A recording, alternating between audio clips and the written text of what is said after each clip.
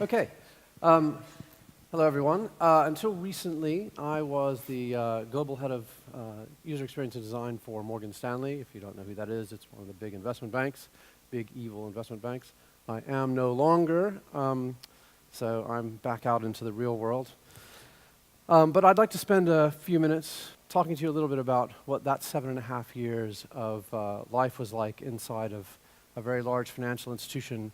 7.5 years where I ran a team of about 40 people globally, delivering internal and external products for clients and for staff, which were award-winning, fairly innovative stuff.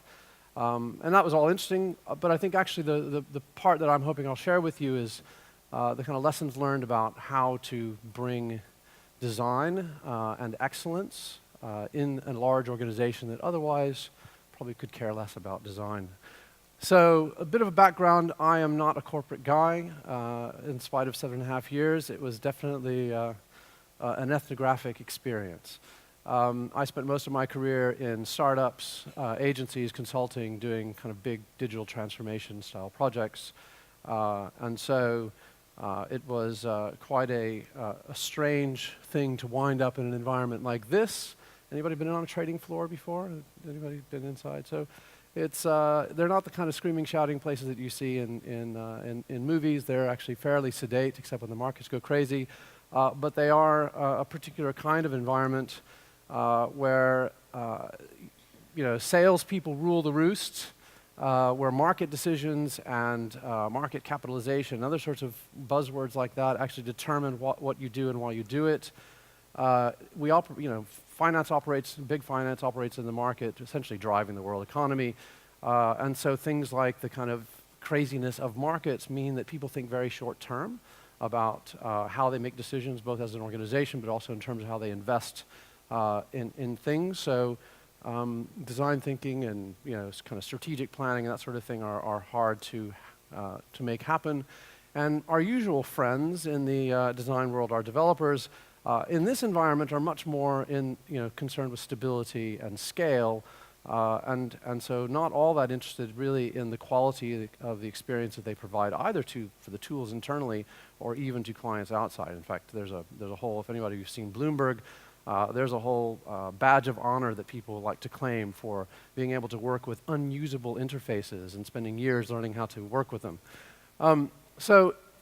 It was a bit of like being airdropped into Papua New Guinea in the 1850s and trying to figure out how to bring fire to the natives before they cut my head off. But anyway, a challenge, definitely, something I spent a lot of time learning how to do things I'd never done before. I was certainly tested in many different ways, patience included, but I got to do some really interesting work.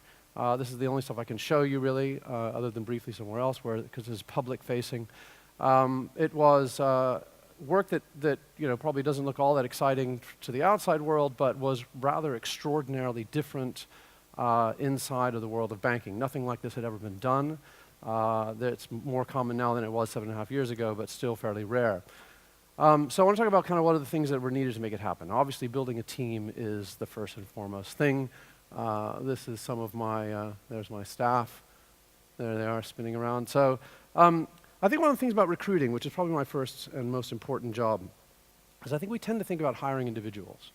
But the reality is if you're going to build a team, you have to build a team. And that means you're hiring one for cultural fit, but it also means about looking at the kind of profiles of people and figuring out how they all fit together, right? I can get two really amazing designers who are really great at doing work, and if they hate each other, they're going to produce nothing of value, right? If they fight and battle over territory. So there's a kind of, it's really about how you pull together a team and then kind of give them really high standards, set the standards really high, aim for the moon, and then just get out of their way and let them do it. Talented people like to do great work, and if you're sort of trying to manage them to do that great work, then I think it creates more problems. So my job really was to kind of support them into essentially supporting themselves and making sure that I knew what motivated them, knew what kind of excited them, and got them the kind of work, if you will, that would allow them to sort of get their teeth into it and do amazing things.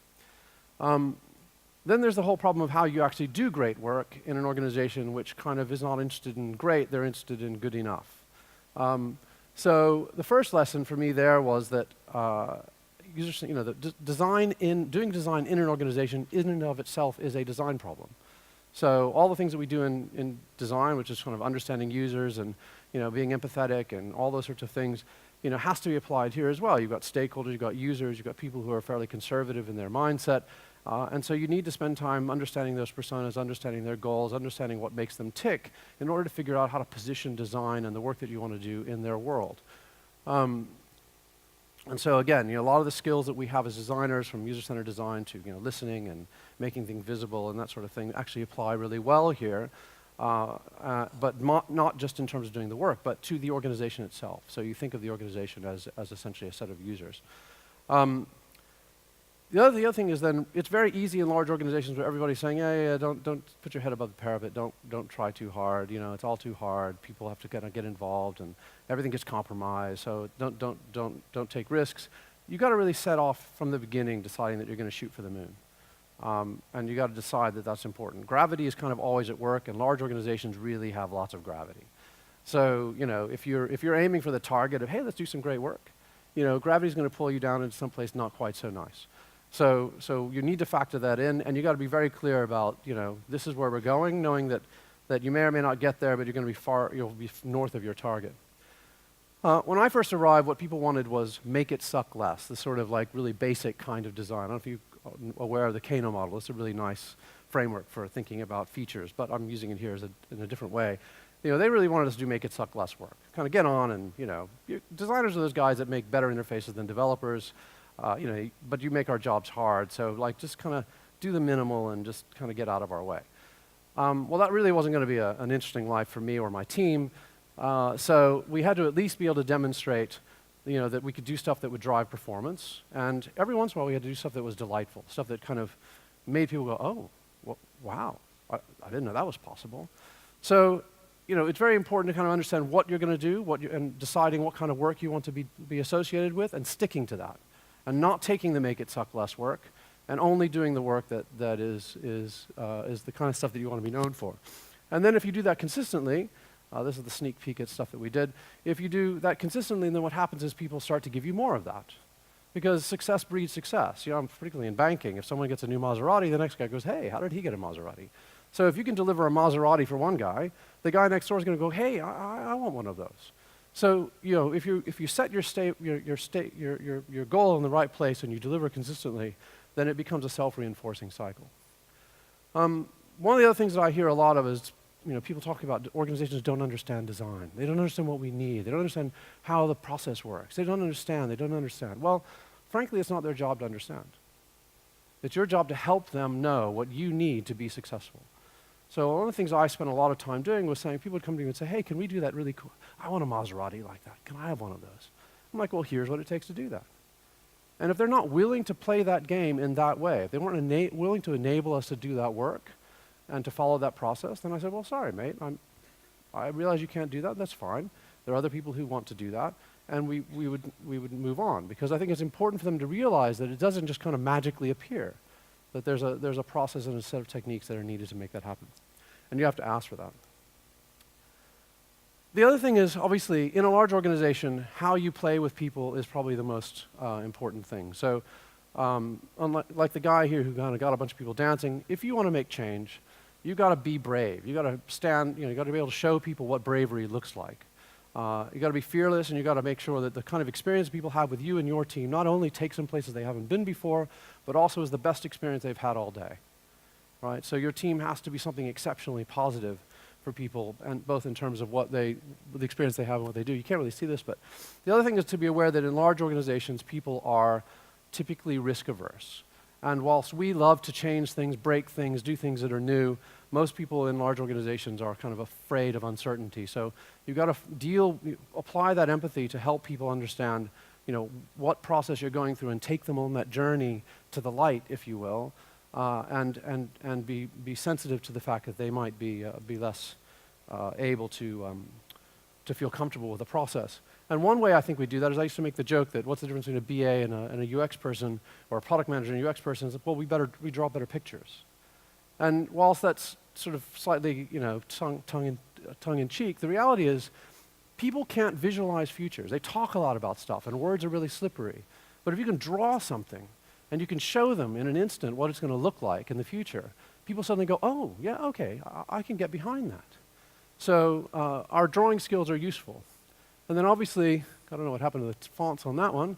Obviously, it's a team sport, right? You have to get everybody involved. When have a seat at the table doing big strategic work, it isn't about design. It's about the way in which design, technology, business, and a bunch of people come together, and how you weave a process that brings those people together into a multidisciplinary outcome. It's a team sport, really, at that scale. We are innovation distributors. People who like to do interesting stuff, spot patterns that other people can't see. That's really valuable in organizations, and you have to leverage that. And you have to then be the kind of kingmaker, if you will. You'll never be a king, probably, but you can actually plant those little seeds that over time allow people for those kind of seeds of ideas to grow and take root, and eventually, there are projects that I spotted, 5 years ago that took those 5 years for people to then kind of go, oh, we should be doing that, because I had to plant that seed all around the organization. As I said, gravity is always at work, so play the long game. If you're going to change people's hearts and minds, it is not something that's going to happen overnight. So you got to trust that your great work and your network of supporters is going to help you. And then ultimately, and I'll leave you with this, enthusiasm and passion are contagious. It's really easy to lose that sense of excitement, and this is the sort of thing you need to hold on to if you want to drive change. Thank you. Thank you very much. Thank you.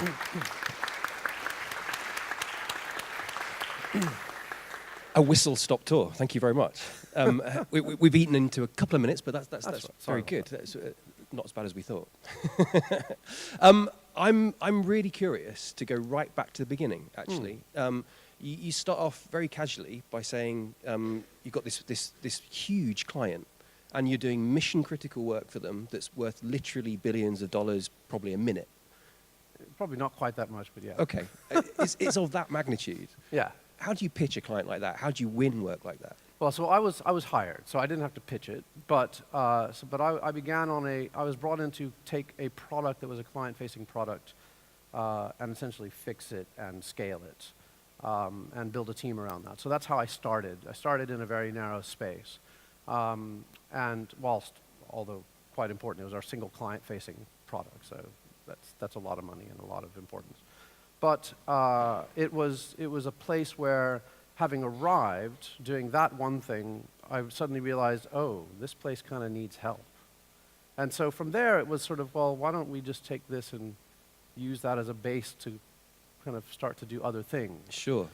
So it was a bit evolutionary. It wasn't quite all at once. Yeah. And to what extent was that just expedient and a nice opportunity, or was that about the Maseratis and the king-making?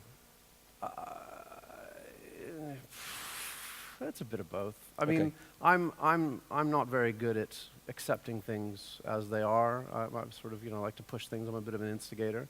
So, I think what the company wanted was for me to run this little project and hire a team and make sure that product was fine. And I was kind of bored with the product after about a year and decided, actually, the rest of the firm looked like there was a lot of stuff that could be fixed. And so I just decided, why not hit the road with what we do and see if I could get some people to buy into it. And so you win a couple of early projects, and then you take those around, you show a few other people, and then it just starts to kind of multiply. Yep. And you're uncovering value. You're not just making stuff up. You're actually showing them that there's a better way to do things. I mean, like that connecting the dots thing. I mean, fortunately or unfortunately, I was just happy to take, they had an open door policy, which apparently no one actually uses. I became known for walking into senior managers' doors when no one in their right mind would ever do that, but I just didn't understand that that open door didn't really mean that. And just saying, hey, I've got something to show you. And people would listen because they have an open door policy, so they kind of had to listen. And quite often, a few of them bought the idea, and off we went. So yeah, okay. So be brave. Courage was a big theme, and your last slide was really about having courage. I guess that's also partly almost the naivety of not being part of that world that you're in, and not knowing the protocols and being able to break things or just ask different questions. I mean, I have to say, I probably never expected to be there, never expected to stay, and I was sort of like, well, if you don't like what I'm doing, fire me. But I had enough faith that if let's be clear, we could have probably urinated on the floor and made better interfaces than what they were building, right? Like the bar was pretty low. So that, you know, it wasn't going to be that hard to succeed at what they wanted. So why not do something more than that?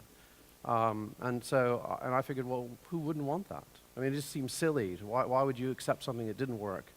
And for less than the cost of what you were going to spend to make it not work, you could actually have something that was exceedingly good. Okay. So I figured if they didn't like that, they could fire me. which is quite, that's a brave attitude in itself, to be unafraid of being dismissed in a client situation like that and losing. Yeah, but you only have one life to live, and your career is your career, right? So you either get associated, this whole thing about do what you want to do and be who you want to be, I wasn't willing to be associated with crap work. It was either going to be great, innovative stuff, or I was going to go somewhere else. Okay. Yeah. Questions, please, for Ian from the audience. Is anything that Ian's saying resonating with client work that you've had, as in big wins that you might have had, or ways that you have played things or wish you'd have played things with certain clients? A lot of this strikes me, it's about attitude. There's going in with a certain mindset. That's what comes across for me strongly from your talk. So, yeah. Yes, please.